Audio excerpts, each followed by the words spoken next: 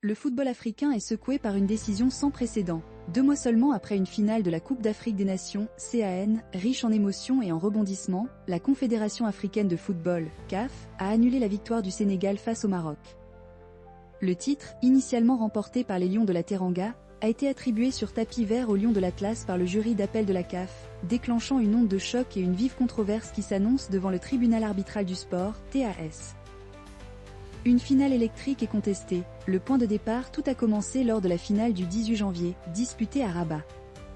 Le Sénégal avait arraché une victoire 1-0 après prolongation, mais le match fut marqué par des incidents majeurs dans le temps additionnel.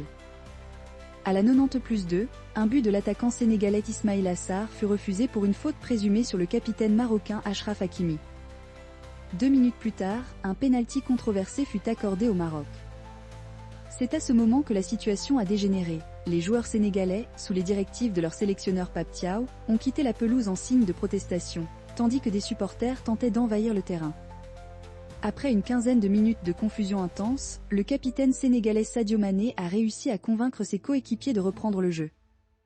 Le pénalty litigieux, tiré par Brahim Diaz, a finalement été arrêté par le gardien Edouard Mendy, offrant un sursis au Sénégal. C'est en prolongation que Pape Gueye a scellé la victoire pour les Sénégalais à la 94e minute.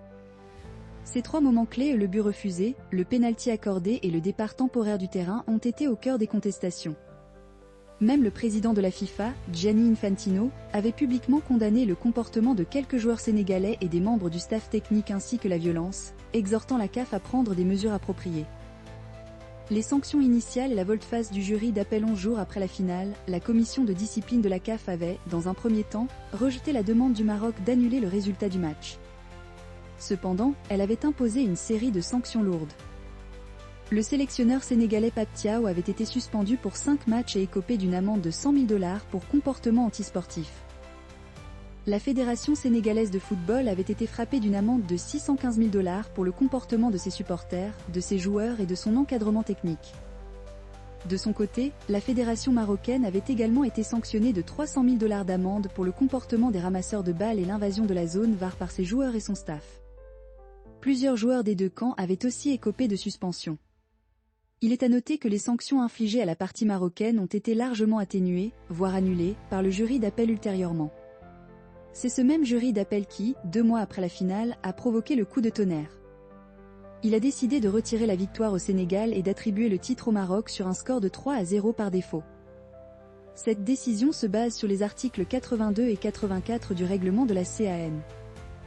Le jury a estimé que le comportement de l'équipe du Sénégal, notamment le fait d'avoir quitté temporairement la pelouse, constituait une infraction à l'article 82. Celui-ci stipule que si, pour n'importe quelle raison, une équipe se retire de la compétition ou ne se présente pas à un match, ou refuse de jouer ou quitte le terrain avant la fin réglementaire du match sans l'autorisation de l'arbitre, elle sera considérée perdante et sera définitivement éliminée de la compétition en cours. Selon le jury, le fait que les joueurs sénégalais soient revenus sur le terrain et aient gagné la partie n'annule pas la faute juridique caractérisée par leur départ initial. 7. Jurisprudence n'est pas inédite dans le football africain. En 2019, l'Espérance de Tunis avait été déclaré vainqueur de la Ligue des champions africaine après que le Wydad Casablanca ait quitté le terrain. La riposte du Sénégal, TAS et accusation de corruption. La réaction du Sénégal ne s'est pas fait attendre. La Fédération sénégalaise de football, FSF, a immédiatement annoncé son intention de saisir le tribunal arbitral du sport, TAS, à Lausanne, la plus haute juridiction sportive internationale. Dans un communiqué cinglant, la FSF a qualifié cette décision d'inique, sans précédent et inacceptable, y voyant un discrédit jeté sur l'ensemble du football africain. Elle s'engage à défendre ses droits et les intérêts du football sénégalais devant le TAS, qui aura le pouvoir de suspendre ou d'annuler la décision de la CAF. Parallèlement, le gouvernement sénégalais a élevé le débat à un niveau diplomatique. Mercredi, il a exigé l'ouverture d'une enquête internationale pour soupçon de corruption au sein des instances dirigeantes de la CAF. La porte-parole du gouvernement, Marie-Rose Kadifatou Faye, a fermement rejeté cette tentative de dépossession injustifiée, qualifiant la décision de la CAF d'une gravité exceptionnelle et de grossièrement illégale. Le Sénégal a affirmé qu'il usera de toutes les voies de recours appropriées, y compris devant les instances juridictionnelles internationales compétentes, afin que justice soit rendue et que la primauté du résultat sportif soit rétablie. Cette affaire promet d'être un long et complexe feuilleton juridique et sportif, dont l'issue pourrait redéfinir les pratiques et la gouvernance au sein du football continental.